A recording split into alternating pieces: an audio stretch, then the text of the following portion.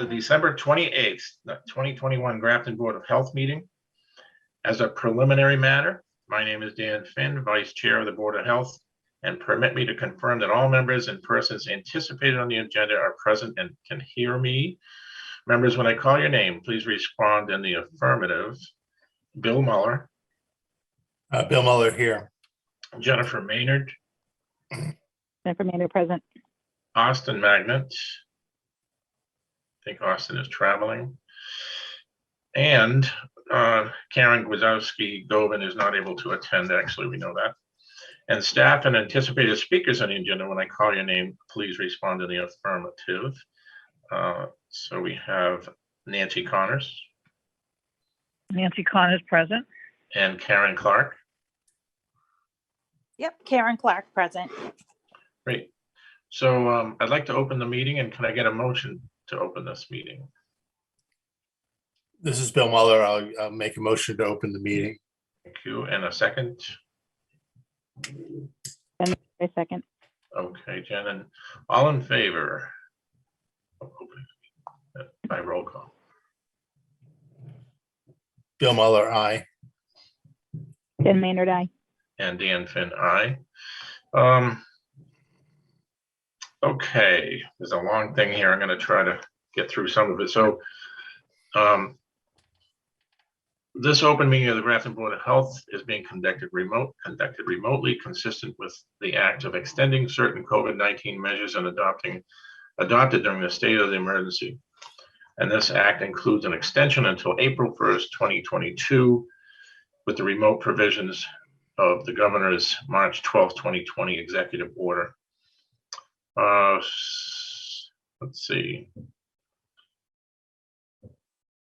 The order, which you can find posted on the town's website at www.grafton-mass.gov, allows public bodies to meet entirely remotely as long as reasonable public access is afforded.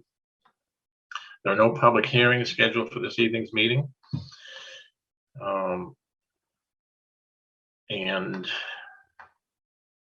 for this meeting, the Grafton Board of Health is convening it by video conference by Zoom, which is posted on the website. Please note that this meeting is being recorded, and accordingly, please be aware that other folks may be able to see you, and take care not to screen share, as anything you broadcast may be captured by the recording. Before we turn to the first item on the agenda, which is the only item on the agenda, which is COVID-19 mitigation efforts. Just know that I will introduce speakers on the agenda, and after you conclude your remarks, board members may provide further comments, questions, and motions. Please identify yourself by name when speaking, and remember to mute your phones or computer when you're not speaking.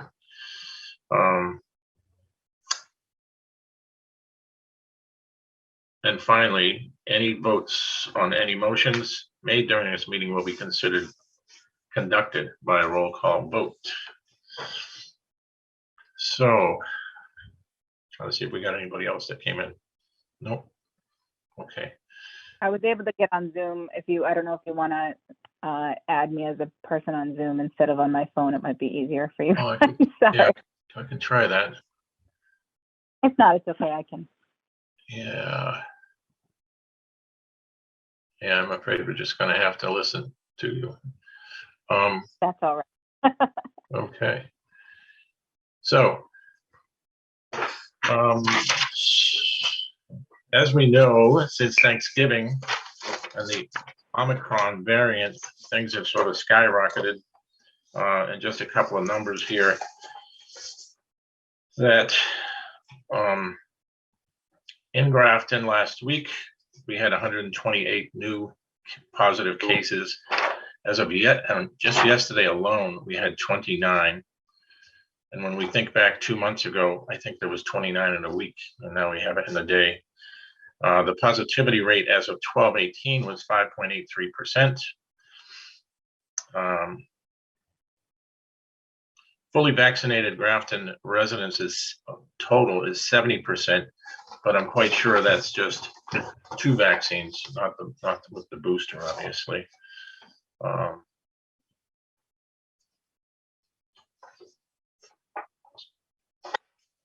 I guess we should get right to it. 2 months ago, we said we would watch the trends and hold off on doing an emergency order or regulation in terms of masks indoors, and also having emergency regulation for face coverings for employers to report positive cases. And clearly, we've seen an acceleration of cases, so I'm thinking we should consider those two items. The schools, by the way, have still been following DESI protocols, at least until the end of January. So I don't know that we need to do anything there. They seem to be pretty well covered for now. So how does everyone else feel? Anyone else feel about the possibility of adopting? Yep, Bill. Yeah, I agree, Dan. I mean, I think that we had previously considered this, and at the time, it really wasn't clear in which direction the number of cases was going. With the advent of this new Omicron variant, there's no doubt that this is a very infectious variant. I'm sure that our recorded case counts, positivity counts, are grossly underestimating the number, because so many people now are doing home antigen testing, and I'm sure they're not reporting that to anyone really. I'm certainly aware of many people who had to disrupt plans for Christmas gathering, our family included, actually, because of a positive antigen test within our household. So I do think that given the fact that we had delayed consideration of a more stringent mandate contingent upon what was actually subsequently going to occur, it's very clear that what's occurring is something that requires more definitive action and response. Thanks. Jen, what are your thoughts? I agree. I'm sure we'll talk a little bit more detail about which parts of it in particular, but I agree. Okay. Karen, you have some information for us, I think. And maybe you can tell us how, Worcester 3 months ago, maybe, and Shrewsbury 2 months ago did vote or impose, I don't know what the right, adopt these emergency regulations. Can you give us some information about those? Yep, happy to, Dan. And thanks for having me tonight. So definitely just want to support the board's consideration for a mask requirement. So essentially, Worcester, we have very low vaccination rates. Other communities are doing much better, including Shrewsbury has a pretty high rate. You folks are doing well in terms of vaccination rates. But, we do in Worcester, we have pretty low rates, and, we have a very diverse population. We've been focusing our efforts on mobile equity vaccine clinics. So you might recall at the beginning of the year, and it's hard to believe it was already almost a year ago, that we started doing vaccination clinics at the Worcester Senior Center and offered that to Alliance members. We started with first responders, and then essentially we stood down at the request of Mass DPH, who had started opening mass vaccination sites and regional vaccination sites. So Worcester State University really served that purpose. And then the city was one of 20 communities in the Commonwealth that received a designation of being an equity community. So we really sort of pivoted over to going into the community, really going to where people of color feel comfortable, whether it be, a church or the YM or YWCAs of the world, different organizations, and also vaccinating at companies that have a large minority workforce. So that's kind of where we've been. We just continue to do it in drips and drabs because there's so much hesitancy still, not only amongst that community, but also just trying to get everyone to get the booster. And I think that, there's been a lot of strife because all we had was the vaccine, and, you won't have to wear the mask anymore. And now we're at a point where we have more data and the science shows us that we have to get these booster shots because of the efficacy of the vaccine decreases. So I think that, in general, and I don't have to, say this to you folks, it, and certainly Nancy's getting the calls and we get the calls, people are just sick of it, and we all are. But given this new variant and that it literally doubles every day, I mean, it was only seems like 2 weeks ago, if that there was a identified case in the United States, and now it's everywhere. So this is definitely a very transmissible variant. And, people who live in our communities, they go to work in different communities, they go to schools in different communities.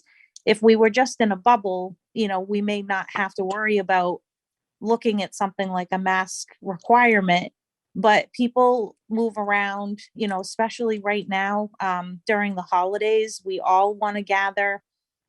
People are traveling, and the windows are closed. It's cold outside, so we really are going to be monitoring what the numbers look like, especially probably around Martin Luther King Day. Will really be interesting to see where we are. But Worcester was very proactive. Our city manager and Dr. Hirsch, our medical director, with our Board of Health, we did a mask requirement for the schools before DESE extended that out to all of the students and staff. We also have a requirement that businesses have to inform us when they have a positive employee. That was only required under the governor's emergency orders. It's not something that is permanent. So that's why we want to make sure that we really have a finger on the pulse of who's sick, and make sure that we can provide education and information so that people can stay home or do what they need to do. And also we have our mask mandate, which, we at first was sort of more of an educational component. It has been tough, I won't lie, especially for West Boylston, Shrewsbury, and Worcester, who have had this mask mandate in place. People are not happy. I think right now we're seeing the tide shift a little bit, and that people are now starting to call us to report places that are not enforcing the mask mandate because people are scared and they're seeing the numbers go up. So we know that we did the right thing. And I think that, you folks, the board, were really very intentional about, your decision making and looking at the data. And I think you can see from what you said, Dan, at the beginning of the meeting, that your positivity rate's gone up. And 70% is a good number, but to your point, we don't know exactly how many people have been boosted. That information isn't always easy to get. And because everybody now is doing these home tests, whether we're distributing them, which I think we gave you guys like 500 and something out of our cash, but everybody's getting them at the store, you can't even get them. Those don't get reported Right. to the local board of health, as someone had said. I think Bill, you had said that, maybe, or Dan. So we think that it's probably grossly underestimated what the actual number of positive folks are, because they just don't report it. Right. So we definitely think, this is the right thing to do, and really applaud your efforts to consider that this evening. Thanks, Karen. Just as a quick aside, on tonight's 5 o'clock news, the Boston Globe reported on one of the news stations 9,228 positive cases yesterday Yeah. and 63 deaths. So it's obviously accelerating exponentially. One question I have is regarding the reporting by businesses. Mhm. So they're going to be reporting to our local Board of Health office, who would try to get that information to the Alliance for contact tracing, or what happens with that information? So in Worcester, it's a little different because of the fact that inspectional services, so the enforcement piece or arm of public health is under a different department. So we collaborate. So when they get a call, someone making a report, say like Jim isn't, making people mask up, or whatever it is, barbershops, whatever it is, wherever it comes in, it goes into a Google Doc. So we log everything. And what I started to say, and then I realized I didn't finish what I was saying, is that we, in the beginning, when we did the mask requirement, it was really around education. And it's clear that with reporting we're getting, that people are not always compliant and frequent flyers of that. We tag team it, and we go out, myself included sometimes, but the inspectional services folks in Worcester are actually going out with the police, and they're making sweeps. Some are unannounced. Some of them are, hey, we're coming. We know that there's been complaints.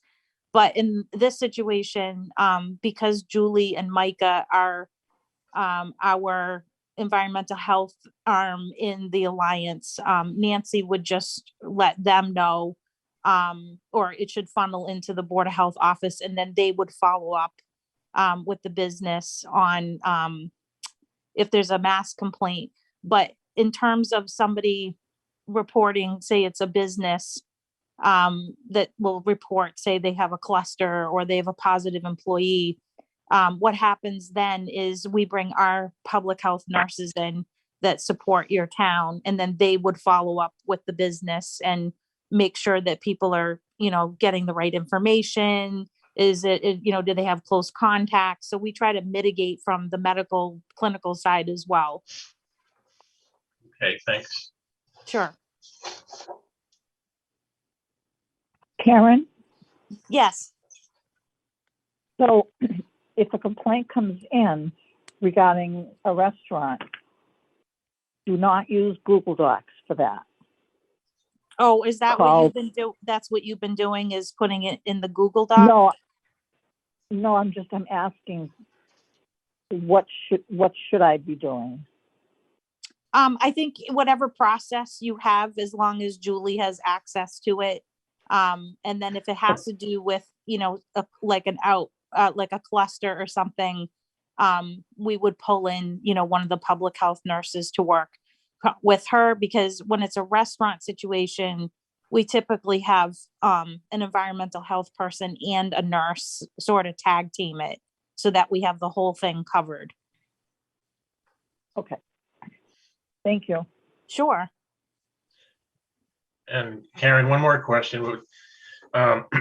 If we vote to adopt, I don't know exactly what the rate, invoke or whatever, this emergency regulations on these two types of things, would you or your folks be able to tweak the actual document for us, bringing in the Omicron versus the Delta, and also the most current numbers?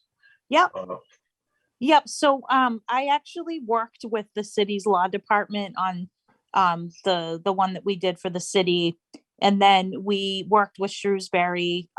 We shared that document with their town council and their town manager and assistant town manager. And they, I put in some updated numbers for Shrewsbury at that time. To your point, the template that we have, does need to be updated to include this new variant. And we certainly have the data ready available to drop into the document. So I'm happy to assist you all with, updating those emergency orders. And then I would recommend that you share it with Evan and then he gets it to your town council, who I think is Ginny.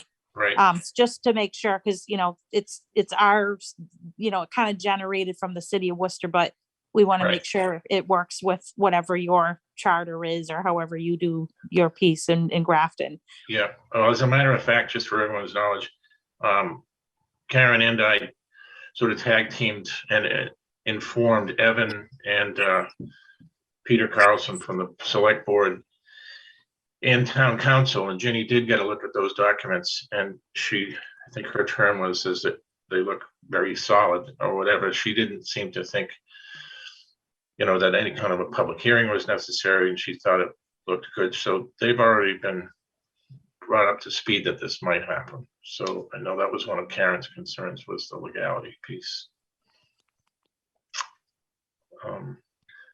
One last question I have, Karen, is, so if we take a vote, or someone makes a motion to adopt these couple of regulations, probably separately, what time frame? I know it can't happen overnight between publicity and getting some signs out to places if they would like them. I know that doesn't take a lot of time, but still, it seems to me we'd be into next week for sure. I don't think we could pull it off by the end of this week. So what are your thoughts on the middle of next week, or like the 7th, which is the end of next week? We could hit the Grafton News with information.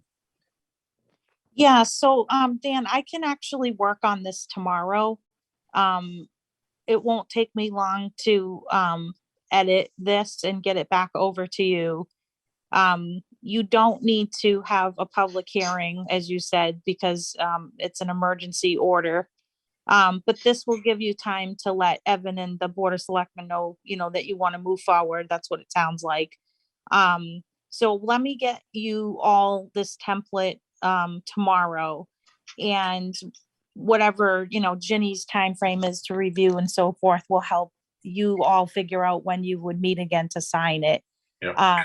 We already have a really nice sign. Actually, it's got the Worcester smiley face with a mask on it, that I see up all over the city. We gave it to Shrewsbury and West Boylston, but you would just have to drop in, or I can ask one of my media or techie gurus, because I am not that person, to just drop in Grafton, and get Worcester out of there. So, I mean, we already have all of this ready to go. We just have to make some tweaks for you. Yeah. And then what I would recommend is whatever businesses this is going to impact, you would share the sign with them electronically, whatever your distribution lists are, your food permits, anybody who's got a permit or whatever. And then we can print them out. And then as Julie and Micah are out in the field, if they see somebody that doesn't have a sign posted, or they're helping to do education, they can leave some signage with them to put right on the front door. Yeah. I just don't know if we would have to come up with a start date tonight, or if we can wait until after we review that information. But again, I'm pretty sure it would have to be after this coming weekend sometime, with by the time we can get that done. So today is the 28th, right? Yep. So, I mean, it's tough because, so the way that we did it in Worcester, is Dr. Hirsch being our medical director, he issued the order, and then the Board of Health ratified it at their Board of Health meeting. But I don't know, because of the IMA, if he can do that for you, or if you would even want to go that route. We've never done that before. So we could look into that. Or I would say, since it's a short week, maybe you folks just plan on a meeting for next week. And then when you sign it, you would discuss at that point, an enactment date, which could be right then and there. You could give people some notice. It would be whatever you want. I wouldn't leave it too long, because obviously we're really in bad shape with the numbers. Correct. So I think really what's going to drive this is, one, if I, by the grace of God, don't get derailed tomorrow. It's just crazy juggling all of this. But I'll make this a priority in the morning. I think what will drive it is just Ginny's ability to sort of review it, but I don't want to speak for her, but I don't think it's going to be like a heavy lift because she's already aware of it and she saw our documents. Yeah. I think that if she could kind of let you and Evan know, what her time frame is, or if she was going away for the holidays, or, I don't know her schedule, that Right. would help you all decide when you could meet, like next week, and then sign it Right. and do an effective date. So I think you could probably do it sometime by next week. That's my thought. Okay. So maybe we don't actually need a vote tonight. I think we have a consensus of opinion that we want to do this. Until we get the actual documents and run it by the specific one by town council. And we'll try to get a meeting together as soon as possible. I'll talk to Karen about that. And we have one coming up on the 10th, but I don't know. I don't think we want to wait that long myself.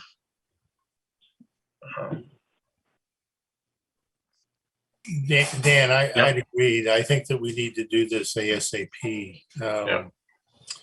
And I think if we get the necessary documentation available and then vote and maybe give the Grafton News and so forth a heads up that this is coming down the road. Right. I don't know what you need to do to get those electronic signs at the bottom of the hill to trumpet your message and so forth, but we may want to do that sort of thing as well. I Right. mean, it's not inconsistent with the signage that we put up before, mask up, virus down.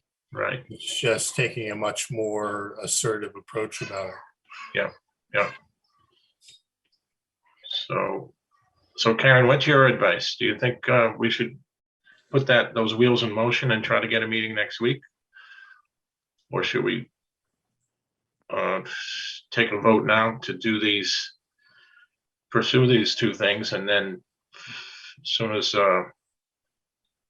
town council and Evan approve, to put a date on it? I don't know. I mean, I think you can schedule a meeting for next week, and then you can always cancel it if it's exclusively for this and you just don't have what you need by then. You could True. cancel it. True. Just again, because we don't know what Ginny's schedule is. Right. And I would just, you need to see the document that you're voting on. So Right, I think I right. wouldn't vote on anything. It sounds like, you folks are all in agreement. This is the direction to go in. You've given me a directive to put this together for you. I'm happy to do that.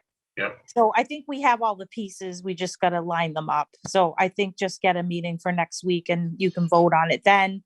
And by then, maybe this will generate some buzz and, kind of give people some notice that you're thinking about it, or that it's probably going to happen, so that, everybody knows how to get a mask at this point. Like, there's really not a lot to do other than put a mask on and put a sign up in the window.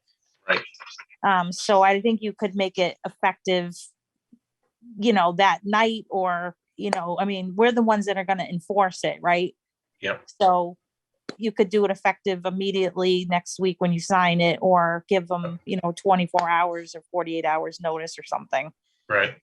Yeah, when we were trying to get this meeting together, the other alternative was the 3rd, and we were able to get 4 out of the 5 of us together for the 3rd, which is Monday, or who knows, Tuesday might be better. So we'll get working on that, and it could be a brief meeting, even briefer than this, obviously.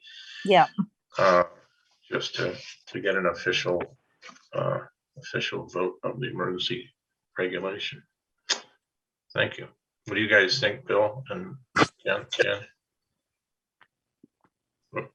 Sorry, I have to unmute myself. I think that we could take a vote on wanting to proceed with the process, Mhm. contingent upon approving the documentation that Karen provides for us early next week. Would you like to make that motion? Certainly. So I move that we proceed with plans to mandate masking, and further that we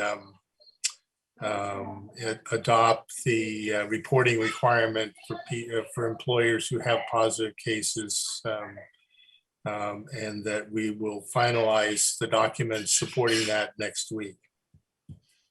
And do we have a second? And Maynard, I second. And by roll call. Bill Muller, Aye. Jen Maynard, Aye. and Dan Finn, aye. Okay, that's awesome. Dan, excuse me, Dan. I Sure. will need to publish the agenda tomorrow Well, for for Monday, because of the Yeah. holiday. Oh, yeah, that's right. Yeah. All right. Well, let me run that by Karen and see if we can even pull that No, off. or- I can just post it and then we can just cancel it, Okay, just so it's posted, so there's something up there. that's a good Yeah. idea. Yeah. Good Yeah. call. That's a good idea. I got to cover that base. And Yeah. thank you, Karen, for joining us. Oh, happy to. And as far as the agenda goes here, I just want to, our regular upcoming meetings are January 10th, February 7th, March 7th. And again, we're going to see if we can pull something off for January 3rd. I know, Jen, you might have another plan. And that's fine. And anything else anyone has? I'll be able to join Dan for that, Oh, you if will. it's on the 3rd. Oh, nice. Okay. So we might have a full vote, which would be nice. Okay, Karen, so what, that meeting will be to ratify, Well, or that Um, meeting?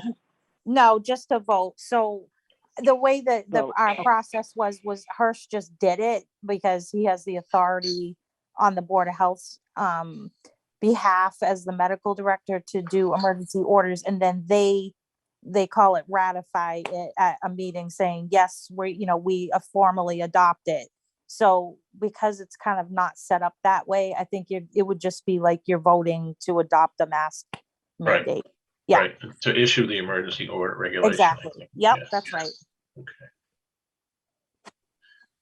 Okay, thank you. But if there's nothing else, I guess we'll take a motion to adjourn. Move to adjourn. Is there a second? Second. Thank you, Jen. And all those in favor? Bill Muller, Aye. Jen Maynard, Aye. Dan Finn, aye.